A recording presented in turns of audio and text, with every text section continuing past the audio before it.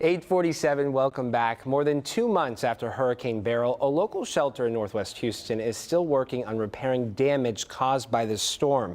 Joining me now in Studio A, Shelby Rockmore with Rescued Pets Movement and her special friend, Benito. Good morning to you both. Thank you so much. If you're wondering why we were chuckling as we were coming on, it was because Benito was in the process of sitting down and I had to put my foot here because he was sliding across the studio floor. He is stunning. Welcome. Thank you so much for having us. Thank you so much for being here. So talk to us about the current need, what's going on and how people can help. Yeah, so like you mentioned, we suffered damage during Hurricane Beryl. We went into that storm really unprepared because during the Derecho that came through in May, our roof was ripped off. My goodness. And due to just all kinds of delays that were out of our control, we went into the hurricane without a roof. But we are in the process of getting all of those things repaired. You can see that's our roof completely gone. But really our biggest need right now is we always need fosters, volunteers, and people to just support our mission in whatever capacity they're able to. We always, try to shed light on the many different ways people can get involved. And of course, the gold standard is that adoption, right? Yeah. But if you can't adopt, perhaps fostering is right for you and your family. And if you can't foster, donate, whether that be your time, stopping by a rescue or a shelter, seeing what it is they need, offering your assistance, or donating goods and money. So there are so many different ways to get involved. How close are we to being complete with the roof? The roof is done. Oh, the roof is now done. The roof is now done, thank goodness. We're now working on all of the interior damage. Yes. Yeah, okay. So we had floors that had to be ripped up. We have all of our insulation in our dog general population area that had to be ripped out. So we're really close though. We're probably about 3 to 4 weeks from being completely done. But we still always, even without hurricane damage, we always need fosters and volunteers. Yeah. And just like you mentioned, if you're not in the position to adopt right now, fostering with us is a great option. It's usually about 2 to 3 weeks. You get to take home a dog like Benito.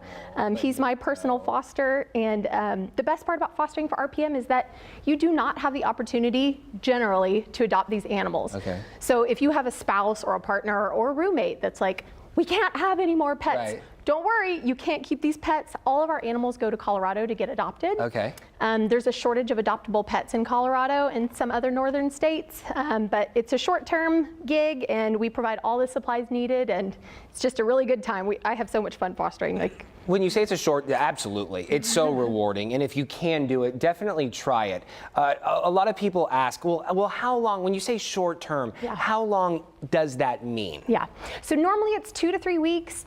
The good thing though is even if that animal is not set to transport, let's say you've only got a weekend where you can foster. You can bring that animal back. We have a facility as well. We prefer them to be in foster homes, but if for any reason, let's say that the dog is too hyper or it just is not a good fit for your family, you can always bring that pet back, which is a really good reassurance. But usually until transport, from the time you pick them up until they transport to Colorado, it's usually about 2 to 3 weeks. How many animals are within RPM? Right now about 400 per year. We save 7,000 to 8,000. We're the biggest transport rescue organization and we save the most animals from BARC, the City of Houston shelter.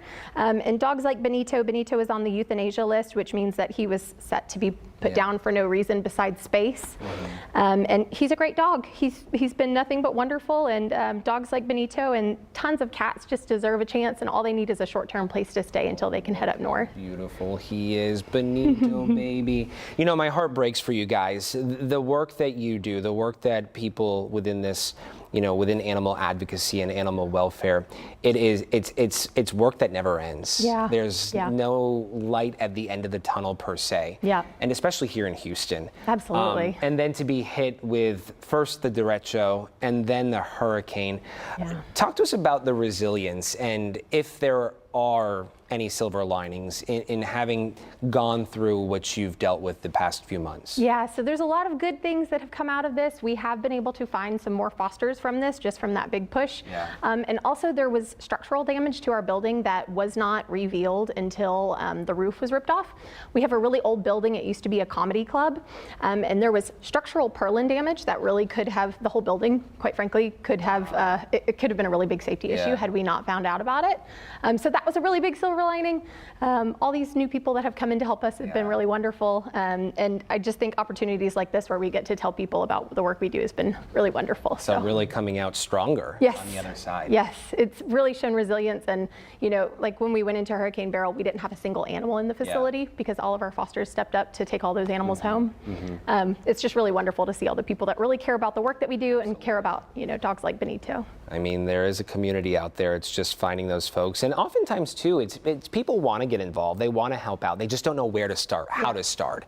And so we're making it really easy for you. You know, stop by, say hello. How can people get involved through your organization? Yeah, so we are on Facebook, Instagram, much any social media that you'll find. And you can also go to our website, rescuedpetsmovement.org.